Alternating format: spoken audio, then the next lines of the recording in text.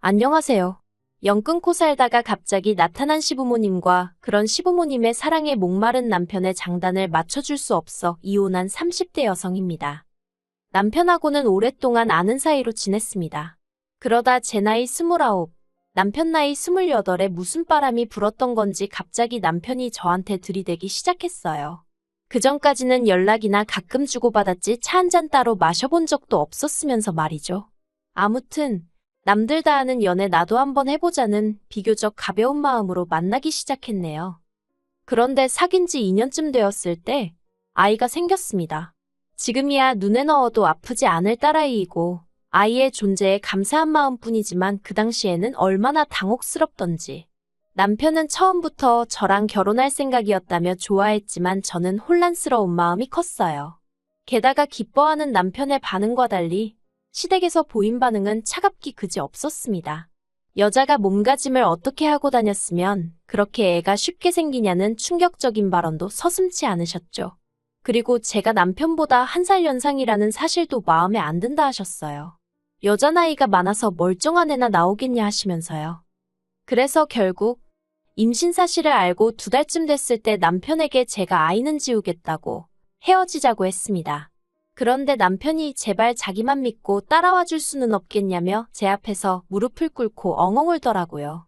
뿐만 아니라 저 몰래 친정부모님을 만나서도 자기가 지금부터 저와 뱃속의 아이를 위해서는 뭐든지 할 테니 제발 장인장모님이라도 저희 편이 되어주시면 안 되겠냐고 통사정을 하더래요.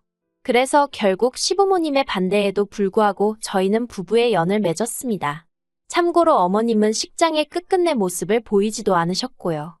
그래서 이후로 한동안 시댁과는 연을 끊고 지냈습니다.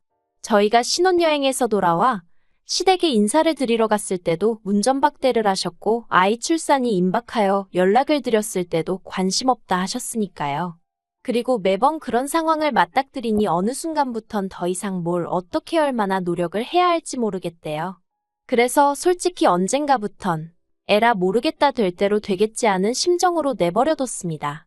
남편도 처음에는 매번 돌아오는 시부모님의 냉랭한 반응에 힘들어하는 눈치였지만 언젠가부턴 저와 마찬가지로 마음을 접은 듯 했고요. 그리고 까놓고 말해서 시부모님의 부재에도 불구하고 저희 일상에는 아무런 지장이 없었던 게 사실이에요. 게다가 친정부모님께서 아이에게 워낙 큰 사랑과 지원을 해주셔서 아이가 조부모의 사랑을 모르고 자란 것도 아니었고요. 그런데 그런 시부모님한테 연락이 온 건 저희 아이가 4살이 되던 해였습니다. 모르는 번호로 전화가 걸려와 무심코 받았는데 어머님이셨어요. 목소리 들은 지가 워낙에 오래돼 처음엔 누군지 감도 안 오대요.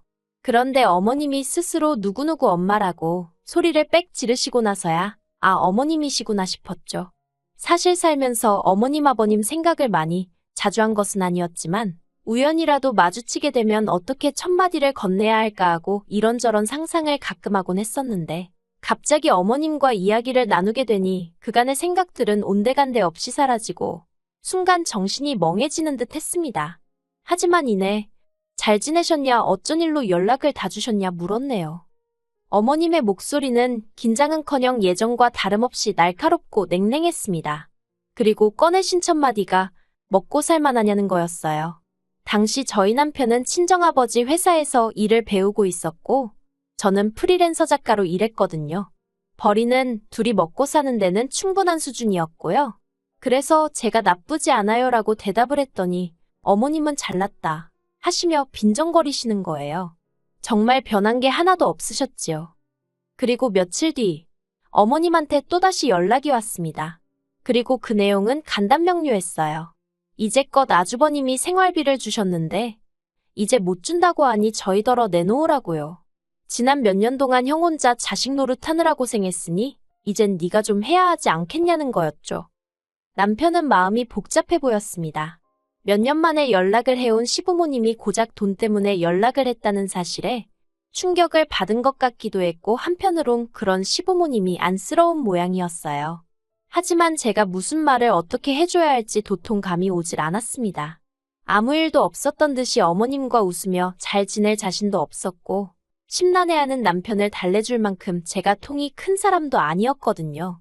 그래서 어느 쪽으로든 남편이 생각이 정리되면 말을 하겠지 하고는 기다렸어요. 그랬더니 한 일주일 만에 한다는 말이 자기도 남들처럼 지내고 싶답니다. 제가 친정 식구들과 잘 지내는 것처럼 자기도 그렇게 지내고 싶다고요. 그리고 저는 그 말이 마치 부모님 생활비를 보태드리고 싶다로 들렸던 게 사실이에요. 그래서 그러라 했습니다. 당신이 해드리고 싶은 대로 해드리라고요. 솔직히 저를 반대하시던 어머님의 표정, 말투 그리고 그날의 공기까지 잊은 줄 알았는데, 잊고 살고 있다고 생각했는데 어머님하고 통화를 하는 순간 모든 게 되살아났거든요. 그러면서 마음이 무척이나 괴로웠죠. 하지만 그런 건 저 혼자 감당하기로 하고 남편 마음이라도 편하게 해주자. 결국 그렇게 제 나름대로 남편에게 양보하고 배려를 했던 겁니다. 그래서 시댁하고 왕래를 하고 살게 된 거죠. 하지만 없는 거나 마찬가지였던 시댁이라 그런 건지 날이 갈수록 힘에 부친다는 게 어떤 건지 실감이 나더라고요. 특히나 어머님 아버님은 물론이고 아주버님까지 이런저런 부탁을 해올 때면 정말 내가 이런 것까지 들어줘야 하나 싶을 정도로요. 한편 저인 부부는 처음 결혼할 때는 아파트에 살았지만 얼마 지나지 않아 주택으로 이사를 했습니다. 이사를 하게 된 이유는 여러 가지가 있었지만 일단 딸애가 아토피가 있었고 남편이 다니던 회사에서 해고를 당했거든요. 그런데 업계가 워낙 좁다 보니 소문도 좋질 않아서 재취업이 쉽지가 않대요. 그리고 그 사실을 알게 되신 친정아버지가 남편을 걷어주셨습니다. 그리고 친정아버지가 운영하시던 공장은 서울에 있지 않았거든요. 그래서 친정아버지 공장에서 멀지 않으면서 아이가 자라기에 불편하지 않을 정도의 동네를 골라 작은 집을 지었습니다. 2층짜리 주택으로 손녀를 위한 거라며 친정아버지가 목돈을 보태주셨고 이후로는 벽지 하나 장판 하나 제 손길이 미치지 않은 곳이 없었을 만큼 공을 들여 지은 집이었지요. 그런데 어머님과의 연락 이후로 얼마간 흘렀을 때였어요. 어머님이 대뜸 집은 언제 보여줄 거냐 물으셨는데 솔직히 저는 집까지 공개할 만큼은 마음의 준비가 되어 있지 않은 상황이었거든요. 하지만 남편은 달랐던 모양입니다. 뭐랄까, 나름대로 인정을 받고 싶은 눈치였죠. 그리고 그래서인지 남편은 우리가 얼마나 열심히 살았는지 보란듯이 보여주자면서 저를 설득하려 들대요. 그리고 결국 그렇게 시부모님이 저희 집에 오셨습니다. 아주버님네 식구들까지 전부 다 대동하고 말이에요. 그런데 어쩜 아무리 아들 집이라지만 엄연히 남의 집인데 그래도 그렇지 누구 한 명 뭐 하나 사들고 온 사람이 없었습니다. 저는 그래도 나름대로 시댁 식구들이 온다는 생각에 마음이 쓰여서 이것저것 음식도 만들어두고 한 상황이었는데 말이죠. 게다가 다들 짝이라도 한 건지 빈손으로 와서는 집안은 또 어찌나 꼼꼼히 둘러보는지 누가 보면 저희 집 사러 온 줄 알겠더라니까요. 그래도 좋은 게 좋은 거다 생각하고 싫은 티 내지 않고 있었어요. 그리고 식사를 하면서 이런저런 이야기를 나누게 되었는데요. 어머님이 대뜸 이 집은 누가 샀냐, 누구 명의로 되어 있냐 그런 걸 물어보시더라고요. 그리고 저는 제 명의로 되어 있지만 친정아버지가 많이 도와주셨다고 대답하려고 했어요. 그게 사실이었으니까요. 그런데 남편이 자기 명의고 자기가 번 돈으로 샀다고 그러는 겁니다. 깜짝 놀랐어요. 생전 거짓말이라곤 못하는 사람인 줄 알았는데 아무렇지도 않게 그런 소리를 해서요. 하지만 이내 그래 어머님 아버님 앞이라 잘 보이고 싶어서 그러나 보다 하곤 별말은 안 했습니다. 그리고 이후로 어머님이 남편한테 직장 다니는 건 어떻냐 이런저런 이야기를 물어보시면서 하시는 말씀이 아무리 사위라도 사위는 백년 손님이니 친정부모님이 막대하지 못하게 하라나요. 그래서 이때는 제가 아무리 사위라도 직장에서는 부하 직원이니 제가 친정부모님께 뭐라 말씀드릴 게 못 된다고 한마디 했고요. 그리고 얼마 후 시부모님이랑 아주버님네가 이제 그만 가봐야겠다며 일어나는데 남편이 부랴부랴 방에서 지갑을 가지고 나오더니 시부모님 손에 흰 봉투 하나 그리고 시조카 손에 또 봉투 하나를 들려주대요. 저랑은 전혀 상의된 일이 아니라서 당황스러웠는데 더 당황스러웠던 건 그 자리에서 봉투를 열어보는 어머님의 모습이었습니다. 게다가 옆에 계시던 아버님은 줄 거면 따로 줘야지 왜 같이 주냐며 투덜거리시더라고요. 아무튼 그렇게 사람들이 돌아가고 남편한테 제가 좀 전에 있었던 일을 따졌어요. 집 명의는 왜 거짓말을 하고 돈을 드릴 생각이었으면 적어도 나랑 상의는 했어야 하는 거 아니냐 했죠. 그랬더니 남편이 하는 말이 몇 년 만에 연락된 가족들인데 아들이 자기 명의로 된 집 하나 없다고 하면 얼마나 한심하게 보겠냐입니다. 그리고 용돈은 몇 년 동안 자식 노릇도 못했는데 한 번 드릴 수도 있는 거지 뭘 그런 걸 따지냐고요. 어이가 없었죠. 그래서 오늘 온 사람들 중 휴지알롤 사온 사람도 없고 우리 딸한테 말 한마디 이쁘다 귀엽다 해준 사람도 없었다. 그런데 왜 우리만 이렇게 납작 엎드려야 하냐고 화를 냈어요. 그리고 제가 남편더러 그렇게 우리 친정부모님한테 도움을 많이 받으면서도 당신이 언제 먼저 선뜻 용돈 한 번 드려봤냐 따졌습니다. 그래놓고는 시부모님한테는 그동안 뭐 자식 노릇을 못해? 당신이 우리 부모님한테는 자식 노릇한 적 있어? 하니까 자기도 좀 그랬는지 더는 말은 안 하더라고요. 그리고 그때 솔직히 왕래고나 바리고 못한다고 할 걸 안 한다고 할 걸. 그런 생각이 들어서 후회를 많이 했어요. 제가 바랬던 건 남편이 가족 문제에 있어서 마음이 편해졌으면 하는 것뿐이었는데 이건 뭐 시작부터 하는 짓이 등신마냥 끌려다니게 생겼구나 싶었거든요. 그래서 남편더러 시댁하고 왕래를 하뭐라든 당신이 알아서 하라고 했습니다.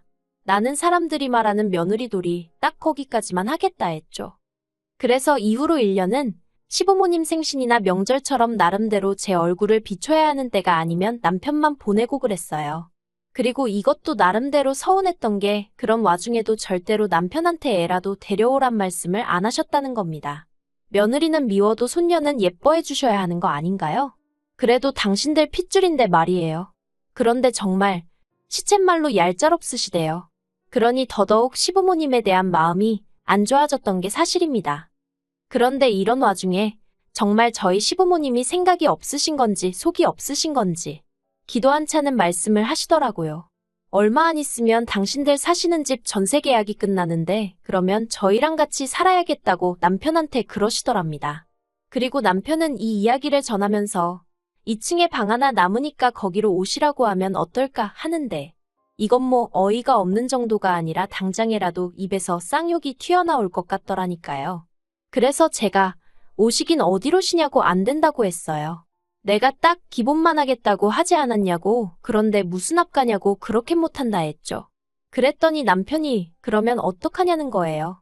시부모님은 이 집이 자기 명의로 된 자기 집인 줄 아시니까 그렇게 말씀하신 건데 거기다 대고 뭐라고 하냐면서요. 그래서 제가 잘못 말씀드렸다고 솔직히 털어놓으라 했습니다. 그때는 그냥 말이 헛나온 거고 실은 와이프 명이다. 거기다 장인어른이 엄청나게 보태주셔서 내가 말할 처지가 못 된다 하라고요. 그랬더니 남편이 저더러 정말 너무하다면서 이번에는 자기도 시부모님한테 인정 좀 받고 싶은데 그걸 안 도와주려는 거냐며 황당하고 어이가 없어서 말 한마디도 더는 섞고 싶지 않더군요.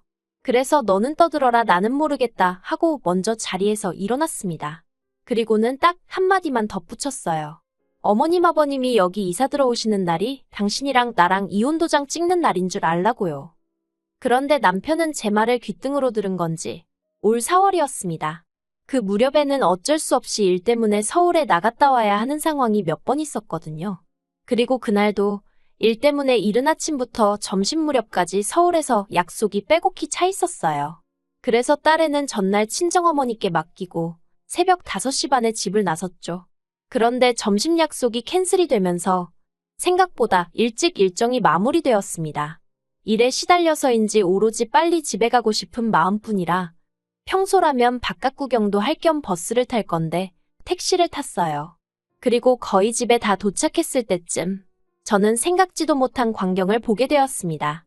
집 앞에 웬 이삿짐 차량이 와 있었고 보아하니 이제 막 짐을 내리기 시작한 듯 하더라고요.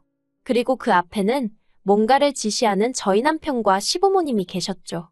순간 남편과 눈이 마주쳤는데 남편이 화들짝 놀라는 게 저는 신발이 벗겨지는 줄도 모르고 뛰어가 들고 있던 핸드백으로 남편을 후려쳐버렸습니다. 그리고는 지금 이게 무슨 상황이냐고 냅다 소리를 질렀네요. 그랬더니 어머님이 제 머리채를 잡으시곤 이게 미쳤냐며 뭐하는 짓이냐입니다. 그리고 솔직히 저도 머리채가 잡혔으니 아팠을 거 아니에요. 그러니 본능적으로 어머님을 밀치듯 떼어냈어요. 그러자 이번엔 다시 남편이 저더러 진정 좀 하라며 그래서 제가 이삿짐 센터 직원들한테 이거 지금 이 집으로 이사 들어가는 거냐니까 그렇답니다. 어이가 없어서 내가 집주인이라고 오늘 여기 이사 계획 없다고 했죠. 그러자 직원들도 분위기가 이상하단 걸 알아챘는지 어수선해지더니 그럼 이거 다 어떡하냐입니다.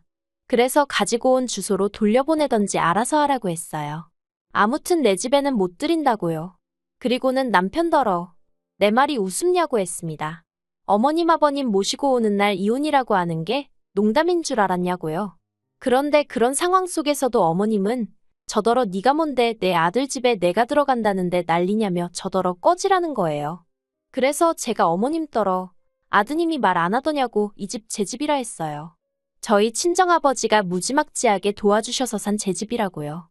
그랬더니 남편이 저더러 입 조심하라면서 악을 쓰대요. 그리고는 뭐라더라. 집만 제 명의일 뿐이지 자기 지분이 왜 없냐입니다. 부부간의 명의가 무슨 소용이냐면서요. 자기도 자기 주장할 권리가 있다나 어떻다나. 말 같지도 않은 소리를 신나게 떠들더라고요. 그래서 또 너는 떠들어라 하고 내버려두곤 대문 잠궈버렸어요. 그리고는 경찰 부르기 전에 전부 다 눈앞에서 사라지라 했죠. 그런데 이후로 어머님 아버님은 결국 그 짐을 다 싣고 아주버님네로 가셨는데 이제 아주버님 처 그러니까 형님이 난리가 났던 모양이에요. 남편 말이 저 때문에 그 집도 지금 이혼한다 소리가 나왔다며 형수가 저를 가만 안 둔다고 벼르고 있다나요? 그래서 저도 자기가 가만 안 두면 별 수 있냐 받아쳤어요. 그러자 남편이 한다는 말이 언제까지 어머님 아버님한테 그렇게 꽁에 있을 거냐입니다. 세월도 흘렀고 이제 우리도 자식돌이 하면서 살아야 할 것 아니냐면서. 그래서 받은 사랑이 없는데 도리는 못하러 해야 하는지 모르겠다고 했네요. 막말로 당신이야 어머님 아버님이 낳아주고 키워주시기라도 했지. 나는 돈 1,000원 받아본 것도 없고 그렇다고 며느리로 인정을 받은 것도 아닌데 내가 이제 와서 뭐가 아쉽다고 그러겠느냐고요. 그리고는 남편더러 그렇게 아들 노릇하고 싶으면 내 남편 노릇, 당신 딸 아빠 노릇은 포기하라니까. 그러겠답니다. 솔직히 이때는 저도 충격이 컸어요. 남편 노릇이야 홧김에 때려친다 해도 어떻게 아빠 노릇도 그만두겠다고 하는 건지. 하지만 뭐 늦게라도 효자 아들이 되고 싶다는데 제가 무슨 수로 말리나 싶대요. 그래서 깔끔하게 협의 이혼했고 모든 게 마무리가 되자 친정아버지가 남편을 해고하셨습니다. 남편이 저희 아버지더러 장인어른은 공과사도 구분을 못하시냐 악을 썼는데 저희 친정아버지가 공과사고나 바리고 내 딸 가슴에 대못질한 놈한테는 10원짜리 하나도 아깝다며 막말로 너가 무슨 잘난 인재도 아닌데 내가 너깟 거를 왜 데리고 있어야 하냐고 듣자 하니 아주 자존심을 갈기갈기 찢어놓으셨더라고요. 어휴, 이제 지 밥벌이도 못할 텐데 효자 노릇은 무슨 수로 하려나 궁금하네요.